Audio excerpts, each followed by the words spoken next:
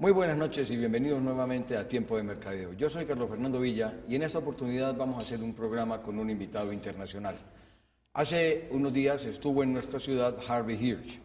Él es considerado por muchas empresas como el número uno en el mundo en el manejo de comunicaciones directas en mercadeo. La Xerox Corporation lo ha determinado así y lo ha premiado como el mejor comunicador directo en mercadeo en el mundo. Estuvo, repito, de visita en nuestra ciudad y lo invitamos a nuestro programa en la noche de hoy. Con él vamos a dialogar dentro de un momentico. Ya volvemos.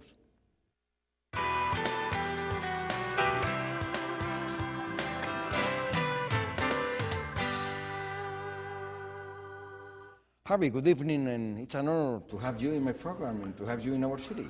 Oh, it is an honor for me to be here on your program in this wonderful city of Medellin. I'm glad you are saying that because I'm going to begin by asking you, how have you liked our city? I have learned so much being in your city. I've learned that social programs work when everybody believes in them, that there's a chance for everybody to succeed in Medellin, that the people are just filled with so much warmth and love and kindness, that the whole world has to look at Medellin and try to emulate what they have done. Did you ever think that you were going to find such a city like Medellin when you were asked to come here for the conference you just dictated? No, everybody says, what are you bringing, a gun? What are you bringing, a vest? Where's your bodyguard? Well, I could say that, yes, my heart was kidnapped by the beautiful people of Medellin, and I fell in love with this town and everybody in it. Well, thank you, Harvey. I'm glad you are saying that. And now let's talk about marketing. Marketing. Yeah. And what's new when we talk about direct marketing communications? Because you have some procedures that you have patent, and I'd like you to tell everybody what you have. Okay, in direct marketing, there's two ways of doing direct marketing. There's the old way, which involves the mass communications theories and technologies of the 60s, which are newspapers, magazines, and television. And then there's the new way, working with databases, learning about your customers and approaching them on a one-to-one marketing basis, because one size does not fit all anymore. Has to be a mix. It has to be directed at the person that you are looking for.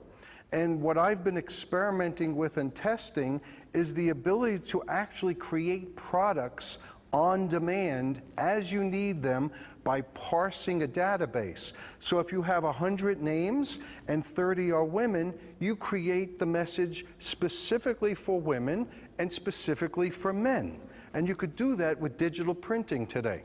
With digital printing, you say? Digital printing is the way of the future. Uh-huh. And how expensive it is?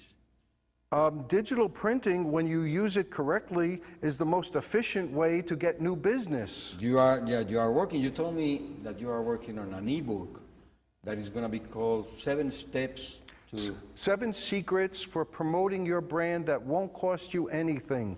A step-by-step guide to do what I do. Is that true? It's just a title that doesn't cost anything. Oh no, it's actually 10, 12 free things that you could do. You have Facebook, you have Google. Google is the world's largest search engine. And if you know how to feed Google, you're going to come up there in every single search on page 1 for an organic look. Uh-huh. And you have some work that you have performed for Xerox and some other companies. Would you like to talk about them? Sure. I launch products in competitive marketplaces. I look at myself as a media terrorist. Oh yeah, I remember that. You told me. My job... What's a media terrorist? A media terrorist is somebody that goes into a marketplace and kills all the competition. I just kill them because my technology is so advanced, I'm able to do something that they don't even know exists. And where's that? Well, I'll show you. So in 2006, this piece was voted by Xerox as the best in the world in their annual Pixie Awards. And what it is, it's a mailer for an ink company, but it's made digitally. And what I was able to do is make a full color envelope, merge data to personalize it, and then using my technology to actually make a three-dimensional personalized origami fish. And the whole piece is personalized. And it generated an astounding 50% response out of only 227 pieces. 50% response. 50% response. That's too high. That's not high enough. I've generated 80% response. The future is putting a name where people don't expect it to be. Have you ever seen anything like that? Well, not to be honest. Wow. And then, let's show it to everybody. Here you put your name. You take it. Oh. And now, what now? Nothing. Nothing.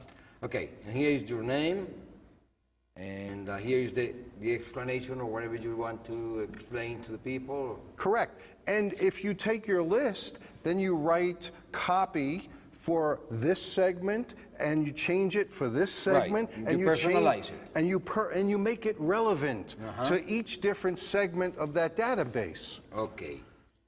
And then, what's next? After they receive these, what are they supposed to do? Well, the sales force I train to follow up on the mailing piece. So when they call, they say, I mailed you that fish. I just want to make sure you got it. And everybody goes, oh yes, you mailed that? That's amazing. How can I do that with my equipment? So it's important to get all your communications emotional. If you don't get to the frontal cortex at the receiver, you fail. Yeah, communication has to be more emotional than rational. Absolutely. You must get them emotional. You have to mix them, but they have to be more emotional. Everything you do has to have an emotional feeling to it. I like to make people laugh. I like them to interact. So when I get a database, I look and I say, okay, there's 30 women here that are decision makers. Why should they get one size fits all? And knowing what women like, then I'm able to create a butterfly mailer. Because you know that they like butterflies. Most women do like butterflies, and they go, oh, but you get that information from the database, or you get it from common sense? Well, I'm old enough to know common sense, and I'm old enough to know that this works for women, that they're going to open it up and laugh and smile, and then piranha for men. So when the men get this, it looks like piranha in a fish tank, and they have to open it up, and they have to stick their hand in there, and a little piranha jumps out at them. And it makes them laugh. And if you make people laugh, you own them. Javi, we're going to go to a commercial break and we'll be right back, okay? Sure. Vamos a ir a una tanda de comerciales recordándoles a ustedes que el Hotel Dan Carton Medellín está considerado como uno de los mejores hoteles y por eso lo recomendamos ampliamente para los programas. Okay, Harvey, what else can we tell everybody? Can we show everybody about your job? One of the problems with direct marketing is the rectangle. Why is that a problem? Well, the problem is that it's common and it doesn't have excitement in it, and it limits your creativity because you have to work around type and you have to work around illustrations, and just getting a rectangle doesn't excite you. Yeah, maybe people throw it away as soon as they get it. Oh, in America, the national response rate is 0.1%. That's nothing. 99.9% fails. So I looked at direct mail and I said, how can I make that different? And I figured out how to make shaped postcards. So I could send somebody one fish, I could send somebody 5 fish, and it's going to interrupt their day and make them smile. So when I call them up and I say, I've been sending you fish, did you get them? They always go, oh, these are amazing, how could I use them? So one of the things I've done is figure out how to make a shape and personalize it. Okay, so that's very important. And it allows me to... Isn't that too expensive to get those fish or something like that? Actually, no, You have because to have a mold for that? I make what's called a template. If you want a die-cut shape, you usually have to print 500 or 1,000. Make a die and cut them. I have a patent in 8 countries that allows me to die cut first and then run it through a small digital copier and print 1 or 1,000. But you don't need more than 50, because what I have enabled myself to do is have 70 different templates. So on Monday, I could send a fish. On Tuesday, I could send a sofa. On Wednesday, I could send one of these. And at the end of the week, they've gotten 4 or 5 different items, all addressed to them with messages that are relevant to what they're doing, and they always get on the phone with me. 90% closing rate. That's pretty good. And you're also working with your personal cards. Oh, yes. There's something free called augmented reality. Let me give you a demonstration. Okay. Augmented reality, that's something that is going on in everywhere you go. Well, it started with QR codes. A QR code, a quick response code, was taking you from print to an internet site. But augmented reality tells you, talks to you, cajoles you, makes you want to see something. So I had this special card printed up to come down here for the conference. And what happens is all smartphones and iPads, like this one, you can download a free program called Orasma, and when you place it over the card... Hi, my name is Harvey. If you're not getting the proper results... Let's see if we can see that. Hi, my name is Harvey. If you're not getting the proper results from your direct marketing campaign, start employing 20%. That button to really find out what I'm talking And that's your personal card. That's one of my cards, yes.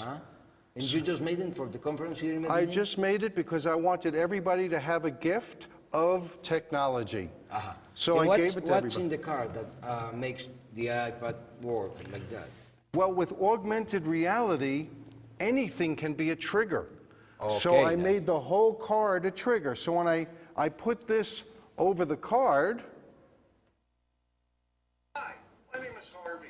And that's not like taking a picture. You don't have to press any button, anything. no, it's automatic. 21st And it works Now, constantly. you mentioned Orasma.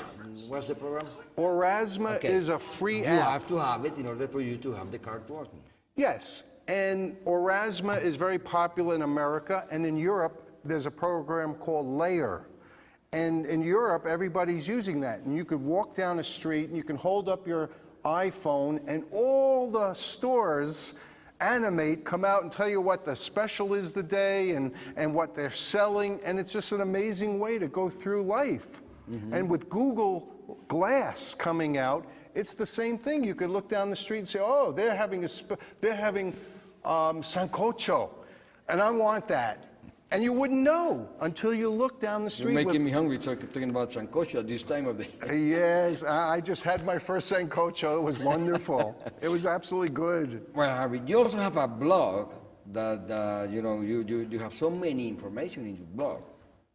Well, if you don't own what people see, then you lose. So it's very important. I do video blogging because I want people to see exactly what it is, because sometimes when you write, they don't always believe you.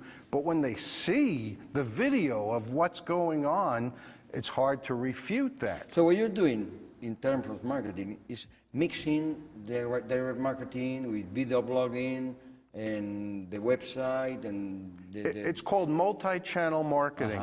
You have to build your mountain on... But all digital, I mean, or...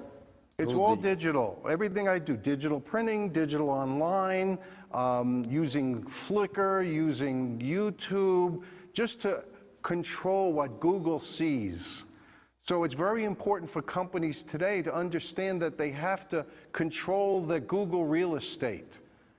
Okay. And back to your blog, how do you blog?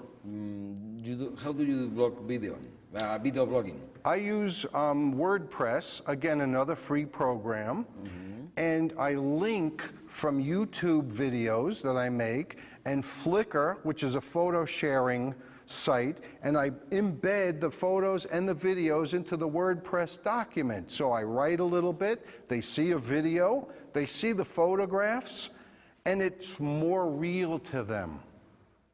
Now, your blog has been #1 for years. How have you done that? How have you gotten, your blog to be #1 for so many years?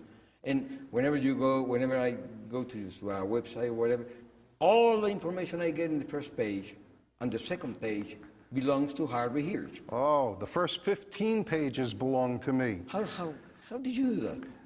The secret is, how do you write the headline anticipating the organic search that people would be making in order to find something? Easy to say. It's easy to say, but you don't write a headline for the internet search like you write a headline for an advertisement. You have to think that people are going to say, let's say a restaurant, The Manor in West Orange, and you have to include that in the headline. Okay, well, that's good to know, because we have to go to another commercial break about my magazine. And so many messages. Para todos ustedes tenemos otra recomendación, ahora que estamos hablando de correo directo y de sistemas directos en el mercadeo y lo digital, porque muy pronto tendremos nuestra revista también en el mundo digital. Por ahora se consigue en nuestra oficina en el 268-2430 o en www.tiempodemercadeo.com para todas las personas que quieren estar actualizadas en el mundo del marketing. Ya regresamos. Harvey, if I ask you, how much do you think the world of marketing is going to be using digital and traditional marketing tools in the near future? What would you say? Oh, it's growing in leaps and bounds, because the young people today are always using smartphones. They're tweeting, they're sending messages, and the internet has been leveled, because anybody now can get online and be heard. A lot of my videos are seen all over the world, and it doesn't cost me a penny. Once they're up there, if you know how to set the copy and the tags, I get a lot of people in Vietnam watching my Vietnamese food. Vietnamese food? I eat all types of food, and you know. Yeah, even live octopus. Yeah, remember Yes, that? you can see me eating live octopus. Now that goes back to 1996 when I was in Korea doing business. And I've eaten all over the world. I happen to think that food is very primal, that it goes back to when we dwelled in caves and we were able to share food. So there's always going to be food involved. I send food out in the mail to people because it makes them happy. Real food? Yeah, real food, yes. And one time I sent all this fruit to somebody, and they were away on vacation. When they came back, it was all rotten. And they called me up, and they said, "Why did you send me rotten fruit?" When I said, "Well, it was fresh when I sent it." Yes, you don't want to send ice cream out in the mail, but crackers and cookies.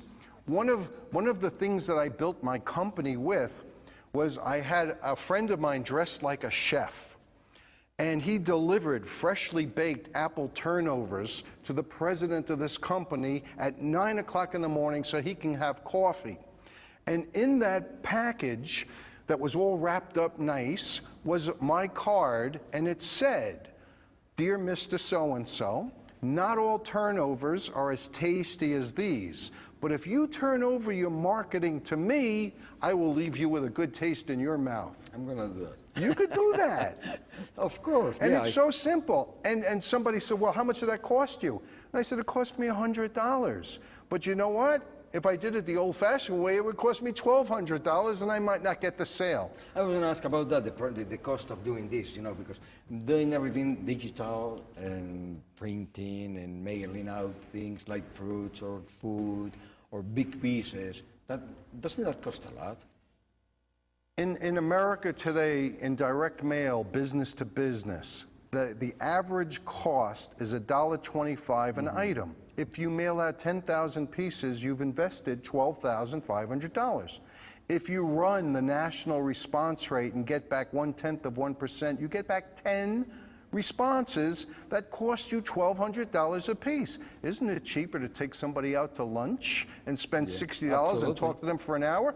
Well, essentially, all I do is send them an invitation to lunch. And I follow it up with a phone call because that's multi-channel. And I say, would you like to have lunch so I could show you how this would help your company do more business? And everybody says yes. What do they have to lose? Now, doesn't your work require a lot of work by copywriters, graphic designers, and many, many more? Yes, it does. But I do most of the overhaul of the design and the lead-in copy because I started off as a copywriter and an art director. And it's so important that you can think left brain and right brain. So having your own business, you think like a salesperson, you write like a salesperson, and you motivate the responder to get emotionally involved in the piece. And when you could do that, you can make anything happen. So what you did and what you do can be done by everybody, no matter where they are. That's right. No Anybody matter could what do they that. are doing, no matter I spoke with the students today and I said, how bad would it be if you took one sneaker and sent it to a company and said, I only want to get my foot in the door? How bad is that? Does it make them laugh? Yes. Come, let me see what this person can do. And they have to go there with it. It's cheap. Yeah. How have you foreseen the future of marketing? The future of marketing is going to be personalization. One-to-one marketing is the future. I wouldn't say it is going to be. I would say is. It's going to be that way whether you want it to be or not, because in the free enterprise system, every person, every business, every entity is in marketing, public relations, advertising, and sales, whether they want to be or not.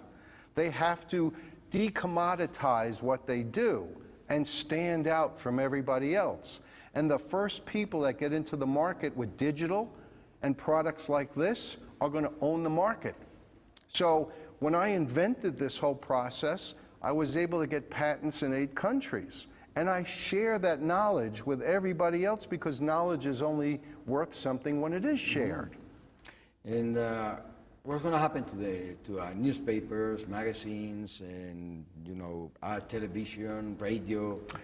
The old ways of mass communication are changing rapidly. In America, newspapers are closing, magazines are folding, radio stations are pretty much down to 2 owners at this point because one size, one message, one way of thinking does not fit everybody. And in a newspaper ad, 99% of the people that see it are not your clients. They're not your customers. So with digital, you're able to say, I only have 50 people I can go after. Why should I put a newspaper ad when I can mail them individually 4 or 5 pieces and for under $100 get reactions? Yeah, but in order for you to get those 50 people that you want to send something to, don't you have to do a lot of research, and that's cost money?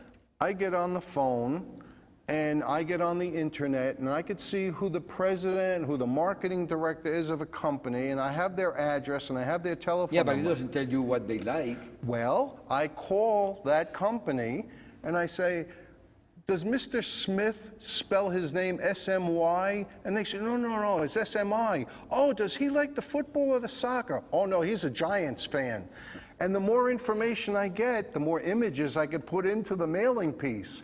And I make a mailing piece just for that person. When they get it, they scratch their head. How does this person know what I'm doing? And that emotion goes right to the frontal cortex. So then I call them and I say, I just want to make sure you got what I mailed. And they always get on the phone with me. What's that worth? Absolutely. Okay, well, our time is up.